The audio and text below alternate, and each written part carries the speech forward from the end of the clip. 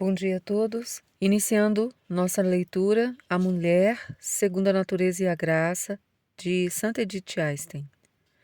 Vamos retomar um pouquinho a leitura anterior. Novamente, a raiz do mal deve ser procurada na perversão do relacionamento com Deus.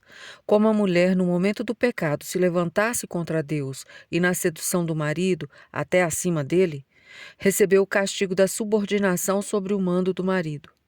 Como o pecado ao qual ela o induziu, fosse muito provavelmente um pecado de sensualidade, a mulher ficou mais exposta ao risco de degradação por uma vida puramente instintiva do que o homem.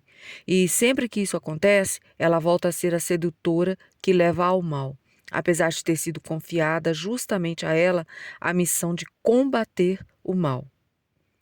Com isso, está indicado o caminho para ser seguido para restabelecer a natureza e com ela a vocação original do homem e da mulher. É necessário retornar ao relacionamento filial com Deus. A reaceitação como filhos é-nos garantida pela ação redentora de Cristo, contanto que cumpramos a nossa parte. Os israelitas da antiga aliança fizeram a sua parte para alcançar a salvação, aguardando o Messias no fiel cumprimento da lei de Moisés. Para as mulheres, isso significava a sujeição ao domínio do homem, resguardado, meticuloso de sua pureza. Disciplina mais severa dos sentidos do que se esperava dos homens. O desejo de gerar filhos para ver apontar neles a salvação. E o esforço dedicado de educá-los no temor de Deus. O homem observa os rituais de oração e sacrifício, as leis morais e sociais, cuida como chefe da família, da mulher, dos filhos e honra a esposa como mãe de seus filhos. A nova aliança, o ser humano participa da obra da salvação pela união estreita e pessoal com Cristo, isso na nova aliança. Pela fé, que vê nele o caminho para a salvação e se fia na verdade revelada por ele e nos meios de salvação que ele oferece, pela esperança que confia firmemente na vida prometida por ele, pelo amor que procura achegar-se a ele de todas as maneiras possíveis, pela meditação de sua vida e de suas palavras, procura conhecê-lo cada vez melhor. Na Eucaristia, almeja obter a união mais íntima com Ele e na liturgia da Igreja partilha de sua vida mística acompanhando o desenrolar do ano litúrgico. Neste caminho da salvação não há diferença de sexos. É o ponto de partida da salvação para ambos os sexos e para o relacionamento entre eles. A ação redentora não restabeleceu de um só golpe a pureza original da natureza corrompida. Cristo introduziu a salvação na humanidade como uma semente que precisa crescer dentro de e junto com o crescimento da igreja e em cada alma em particular.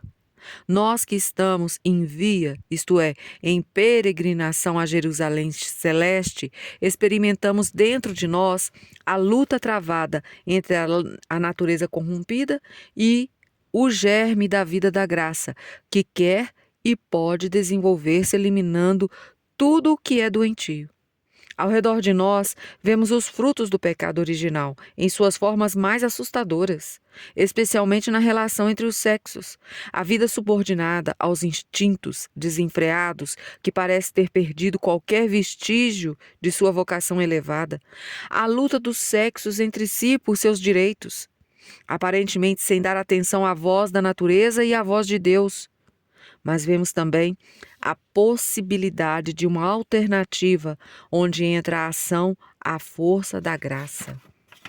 No casamento cristão, o homem procura exercer sua função de cabeça da pequena comunidade, cuidando da saúde do organismo todo, empenhando-se não apenas em sustento material e progresso exterior. Contribuirá com a sua parte para que cada membro atinja o melhor daquilo que a natureza e a graça podem operar nele. Isso significa, ora, uma intenção e orientação ativa, ora, uma atitude de observação discreta, ora, também medidas preventivas e combativas. Quando dons e forças começam a despontar na mulher e nos filhos querendo desenvolver-se, saberá dar liberdade para o seu crescimento e apoio onde for necessário e estiver em suas forças. Quando precisa lidar com índoles e talentos mais fracos, reparará na falta de coragem e autoconfiança e tentará despertar os dons escondidos. Faz parte de suas atribuições reforçar na mulher o elemento espiritual para que não caia numa vida meramente instintiva. Para tanto, pode dar-lhe participação em suas próprias atividades ou incentivar sua disposição para atividades próprias. Se ele lhe tirar essas possibilidades, se tentar confiná-la num círculo muito restrito para o exercício de seus dons ou até numa vivência meramente instintiva, caberá a ele a responsabilidade pelas consequências, pelo definhamento de uma vida mais elevada, por distúrbios doentios, por uma fixação excessiva no marido e nos filhos, e que esses passam a se sentir como peso, pelo vazio que lhe restará quando um dia ficar sozinha. O mesmo se aplica analogamente à relação com os filhos. Por outro lado, cabe aos deveres do pai de família cuidar da ordem e da harmonia da vida familiar. Para tanto, é necessário insistir com todos os membros que não se preocupem apenas com a sua própria personalidade e seu desenvolvimento individual. Antes, devem aprender a ter respeito uns pelos outros de acordo com o lugar que cada um na família e praticar a abnegação na medida de seus deveres. Finalmente, os cuidados com uma vida natural ordenada de cada um e de toda a casa não devem levar ao descuido em relação à vida sobrenatural. O homem que deve imitar Cristo como cabeça da igreja deveria ver-se, sobretudo, como exemplo na imitação de Cristo, promovendo com todas as suas forças os germes da graça que se manifestam nos membros de sua família. Ele terá tanto mais sucesso nesse empenho, quanto mais íntima for a sua união com o Senhor.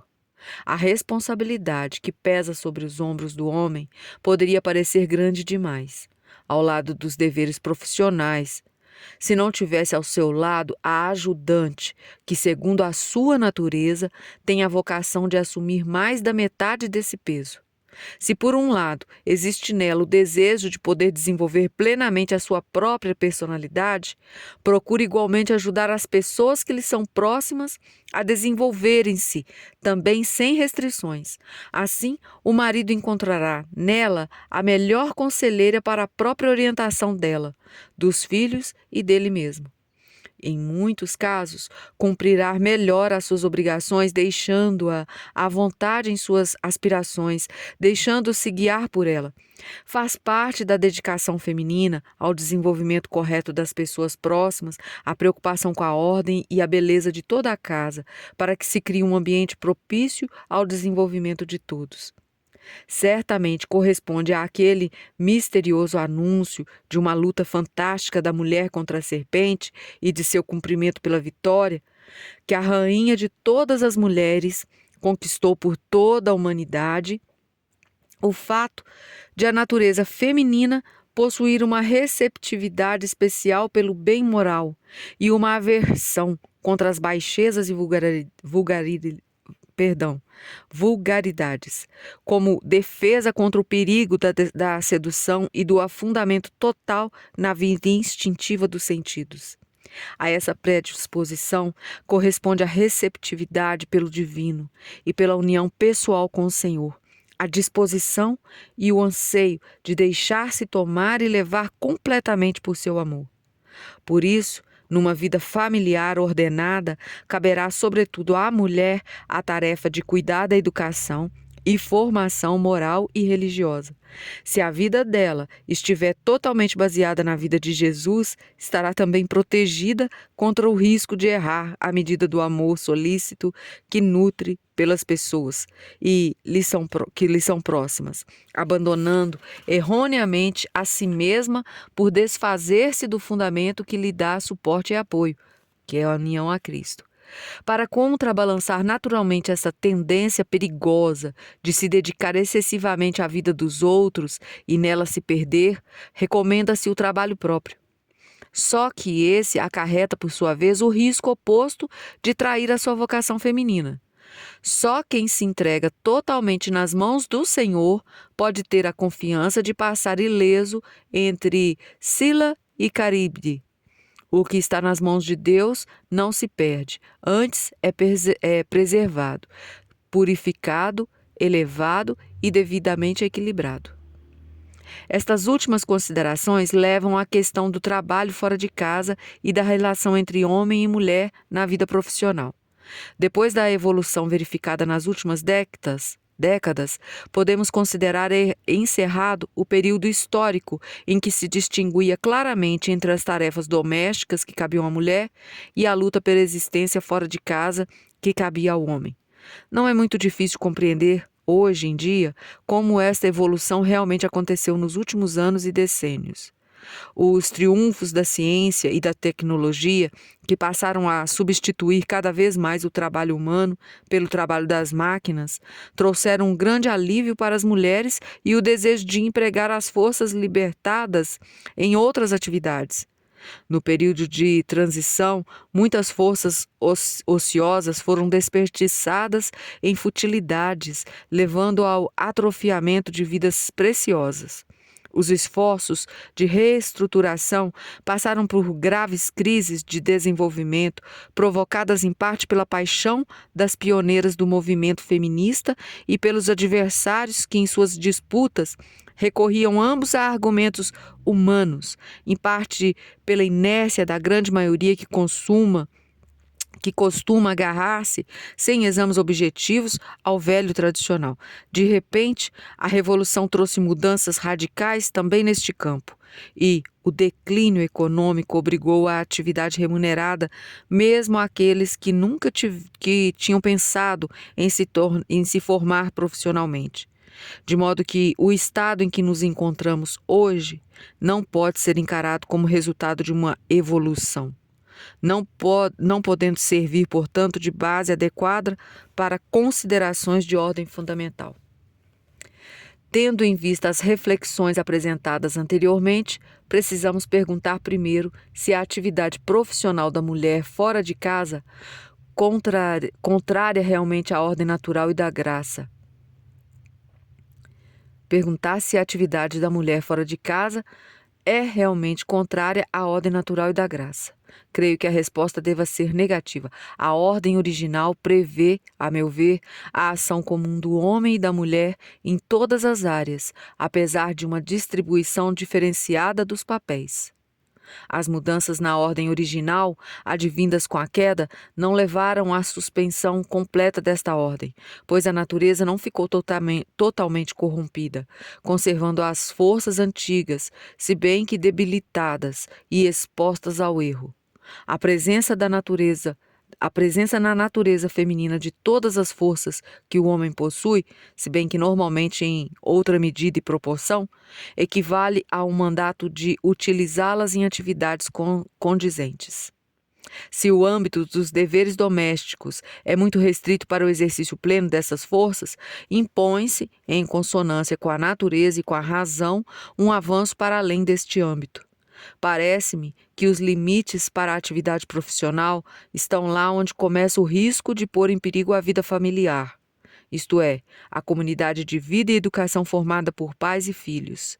Até mesmo o excesso de atividade profissional do homem, a ponto de afastá-lo totalmente da vida familiar, me parece contrário à ordem divina. E isso vale ainda mais para a atividade da mulher. Por isso, devemos qualificar de doentia a condição social em que a média das mulheres casadas se vê obrigada a trabalhar fora de casa, a ponto de estarem impossibilitadas de cuidar do seu lar. Numa época em que o destino das mulheres consistia normalmente em casar e em que os deveres domésticos exigiam toda a sua dedicação, podia ser também considerado normal que a mulher se limitasse à vida doméstica. As mudanças que a queda trouxe para a vida da mulher provocaram, em primeiro lugar, um comprometimento maior de forças com as preocupações ligadas às necessidades vitais mais instintas. Nesse ponto, a evolução cultural fez com que a situação melhorasse a favor da mulher. Em segundo lugar, deu-se a subordinação ao marido, fazendo depender o alcance e o tipo de suas atividades da vontade dele. Como o entendimento e a vontade dele não são infalíveis, não há garantia de que a direção pelo entendimento e pela vontade dele corresponda sempre aos ditames da razão. Além disso, sabemos que a harmonia entre sexos foi abalada pela queda, de modo que, com a degradação das naturezas masculinas e femininas, a desordem constituiria necessariamente a base de uma luta pelas oportunidades de realização.